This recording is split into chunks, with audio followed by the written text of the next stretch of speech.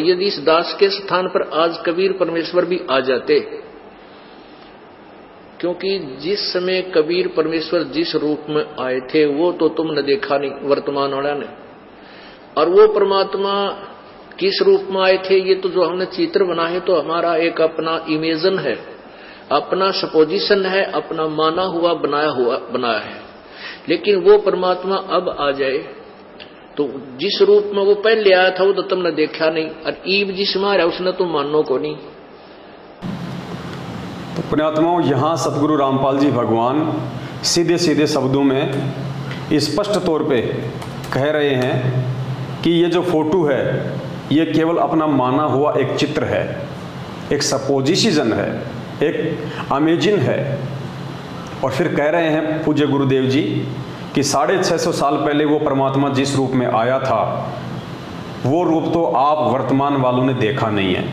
तो पुण्यात्माओं, विचार करो, गुरुदेव के इन शब्दों पे थोड़ा गहनता से विचार करो। गुरुदेव कह रहे हैं कि 650 साल पहले वो परमात्मा जिस रूप में आए थे वो रूप तो आज वर्तमान वालों ने देखा नहीं है। तो फिर पुण्यात्माओं विचार करो, गुरुजी बार बार हमें जो दाढ़ी मूंछ वाली फोटो दिखाते हैं और कहते हैं कि बच्चों ये कबीर परमात्मा है, ये कबीर परमात्मा है, फिर वो क्या है? अगर हमने उस कबीर जी को नहीं देखा है तो फिर विचार करने की बात है, फिर ये फोटो किसकी है जिसके विषय में गुरुजी बार बार हमें कहते हैं कि ये दाढ़ी मूंछ वाली फोटो ये कबीर जी की फोटो है। परमात्मा ने एक फोटो भी बनवा रखी थी आश्रम में जिसमें ऊपर दाढ़ी मूंछ वाली फोटो को लगा रखा है, नीचे स्वयं बैठे हुए हैं। जब हम भगत भाई बहन नाम दीक्षा लेते हैं तो हम सभी को वो फोटो दी जाती है गुरु गोविंद वाली। और आज गुरुजी कह रहे हैं कि 650 साल पहले परमात्मा जिस रूप में आए थे वो तो तुमने देखा नहीं। तो फिर विचार करने की बात यह है, फिर ये फोटो है किसकी? ये दाढ़ी मूंछ वाली फोटो फिर है किसकी जिसका ये लाखों की संख्या में मूर्ख संगत सतलोक आश्रम मैनेजमेंट हरियाणा के इशारों पे भेड़ चाल में चलते हुए 14 जून 2022 को प्रकट दिवस मनाने जा रही है। वो किसका प्रकट दिवस मना रहे हैं, किसका मना रहे हैं? जब गुरुजी स्पष्ट कह रहे हैं कि 650 साल पहले परमात्मा जिस रूप में आए थे वो तो तुमने देखा नहीं, फिर ये फोटो किसकी है? ये विचारणीय विषय है और इस विषय पे हर कोई व्यक्ति विचार नहीं कर पाएगा, क्योंकि पुण्यात्माओं ये अध्यात्म है। ये अध्यात्म अपने पिछले भक्ति संस्कारों की मजबूती की वजह से समझ में आता है। खाली सतगुरुदेव जी से नाम दीक्षा लेना, 3 समय की आरती करना, गले में लॉकेट डाल लेना, इसी से ज्ञान योग नहीं खुल जाता है, इसी से अध्यात्म समझ में नहीं आता है। खाली एक भगत की इतनी ही पहचान नहीं होती है। परमात्मा कहते हैं पिछले जन्म से होते हैं पूर्ण हंस मुराद। पुण्यात्मा, हमने भीड़ को देख के नहीं चलना है। आपको पूज्य गुरुदेव जी का एक अनमोल सत्संग सुनाते हैं जिसमें गुरुदेव स्पष्ट रूप से कह रहे हैं कि हमारे लाखों की संख्या में भगत हो चुके हैं। गुरुदेव कह रहे हैं कि हमारे लाखों की संख्या में भगत हो चुके हैं और कई हजारों की संख्या में बुद्धिमान हैं। यानी परमात्मा ने सभी को बुद्धिमान नहीं बताया, परमात्मा ने उनमें से केवल हजारों को ही बुद्धिमान की श्रेणी में रखा। पहले पूज्य गुरुदेव जी का आप ये अनमोल सत्संग सुनिए। अब देखिएगा, उन्हीं के स्वामी दयानंद जी के करकमलों से लिखा हुआ है।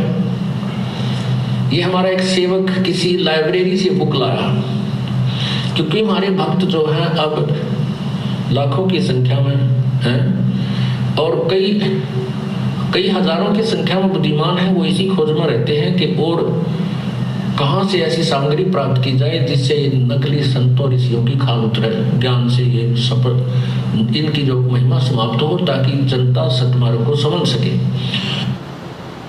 तो परमात्मा कह रहे हैं कि लाखों की संख्या में हमारे भगत हो चुके हैं, लेकिन हजारों की संख्या में ही बुद्धिमान है।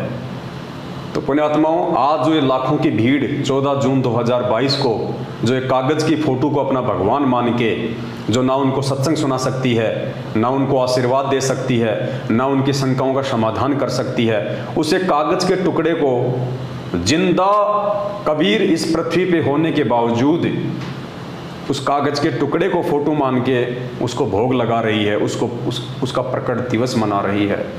तो ये वो लाखों की भीड़ है जिसके विषय में गुरुजी पहले कह चुके हैं कि हमारे लाखों की संख्या में भगत हो चुके हैं और कई हजारों की संख्या में बुद्धिमान है।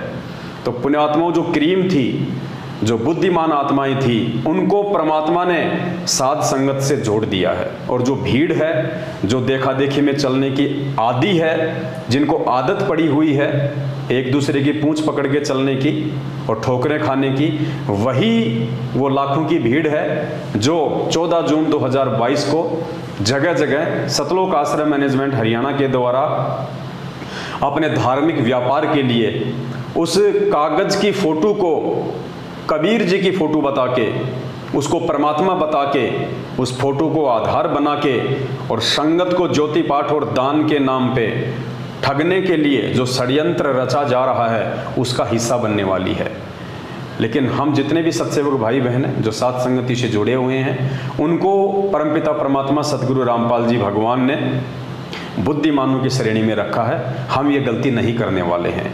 तो हमारा जो प्रसंग था वो चल रहा था कि फिर वो क्या कारण है कि एक तरफ तो पूज्य गुरुदेव जी कह रहे हैं कि आपने 650 साल पहले परमात्मा जिस रूप में आए वो रूप नहीं देखा है, और दूसरी तरफ इसी कागज की फोटो को हाथ में लेके या अपने भक्तों को दे दे के नाम दीक्षा के समय या आश्रम में जगह जगह इसी फोटो का इस्तेमाल करके दाढ़ी मूंछ वाली का, और गुरुजी कह रहे हैं कि ये कबीर जी हैं, ये परमात्मा है, ये वो धानक है जो 650 साल पहले काशी बनारस में आए थे। पुण्यात्माओं, इन बातों का निष्कर्ष पूज्य गुरुदेव जी जो ये बातें कह रहे हैं, एक तरफ उस फोटो को भगवान बता रहे हैं, दूसरी तरफ अपने ही सत्संगों में परमात्मा उस फोटो को रिजेक्ट भी कर रहे हैं। इस बात का निष्कर्ष, इस बात का निर्णय केवल बुद्धिमान आत्मा ही निकाल पाएंगी जो हजारों की संख्या में सत्सेवक भाई बहन हैं। अब आपको एक छोटा सा सत्संग सुनाते हैं पूज्य गुरुदेव जी का। ये सत्संग सुन के आपको भली बात समझ में आ जाएगा कि परमात्मा ने क्यों बरसों पहले सन 1994 से, जब से उन्होंने इस आध्यात्मिक मार्ग की शुरुआत की, अपने यथार्थ 13वें कबीर पंथ की शुरुआत की, तो क्यों उस परमात्मा ने शुरुआत में इस फोटो के लिए कहा कि ये परमात्मा है, ये कबीर जी है, और आज परमात्मा क्यों इस फोटो को ये कह के कि ये काल्पनिक है, ये इमेजिन है, ये हाथ से बनाया हुआ है, और क्यों परमात्मा कह रहे हैं उस फोटो की तरफ इशारा करते हुए कि उस प्रभु का ऐसा चित्र नहीं है, वो तो ना जाने कितने ही रूप में आ जाते हैं। तो क्यों परमात्मा आज इतने वर्षों बाद में उस फोटो को नकार रहे हैं, उस फोटो को कबीर जी की फोटो नहीं बता रहे हैं। एक 2 मिनट का सत्संग सुनिए आप। इस सत्संग से आपको समझ में आ जाएगा कि परमात्मा जी ने ऐसा क्यों किया।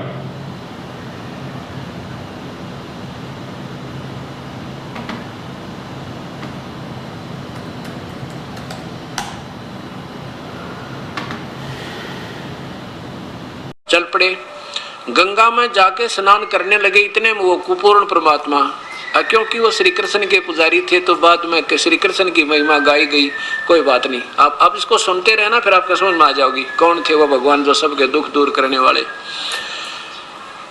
वो पूर्ण परमात्मा आके, पहले तो हम भी आपको समझाने के लिए शुरू में श्री कृष्ण कहा करते थे, श्री कृष्ण आगे, लेकिन उस समय आपकी बुद्धि और ये शास्त्र नहीं दिखा पा रहा था, इसलिए सोचा करता कि बिल्कुल भी ना सुनेंगे मेरी एक बात को। अब आपके सामने प्रमाण शास्त्र आ गया, अब सारी समझ में आओगी आपके, मैं जो बात बताऊंगा वो सही सत्य समझ में आ जाएगी। इस छोटे से सत्संग में परमात्मा ने उस रहस्य को बिल्कुल सॉल्व कर दिया है। गुरुजी यहाँ पे नरसिंह जी का जो है वो जिक्र कर रहे हैं, और वो कथा जो है परमात्मा ने शुरू में जो सुनाई, जो नरसिंह जी वाली, तो परमात्मा ने शुरू में श्री कृष्ण जी का ही नाम लिया कि श्री कृष्ण जी ही नरसिंह जी को मिले, श्री कृष्ण जी ने ही उनके सारे काम किए, श्री कृष्ण जी ही जो है नरसिंह जी की परीक्षा लेने के लिए आए, नरसिंह जी की द्योति का भात भरा, नरसिंह जी की हुंडी को जो है वो कैश किया।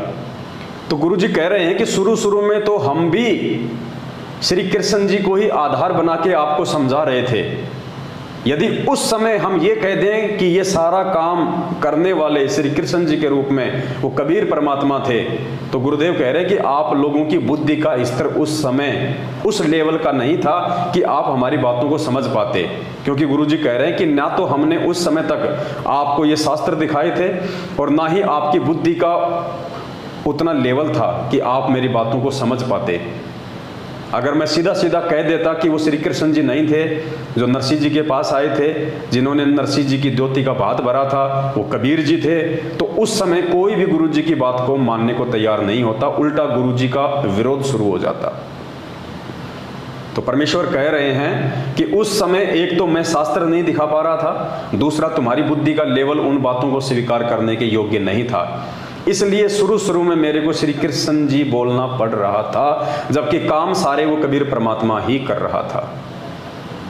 एक बार फिर से सुनिए आप ये सत्संग। चल पड़े, गंगा में जाके स्नान करने लगे, इतने में वो कुपूर्ण परमात्मा, क्योंकि वो श्री कृष्ण के पुजारी थे तो बाद में श्री कृष्ण की महिमा गाई गई, कोई बात नहीं। आप इसको सुनते रहना, फिर आपको समझ में आ जाओगी कौन थे वो भगवान जो सबके दुख दूर करने वाले।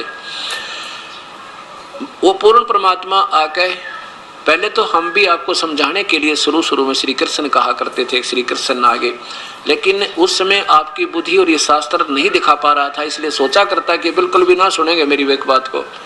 अब आपके सामने प्रमाण शास्त्र आ गया, अब सारी समझ में आओगी आपके, मैं जो बात बताऊंगा वो सही सत्य समझ में आ जाएगी।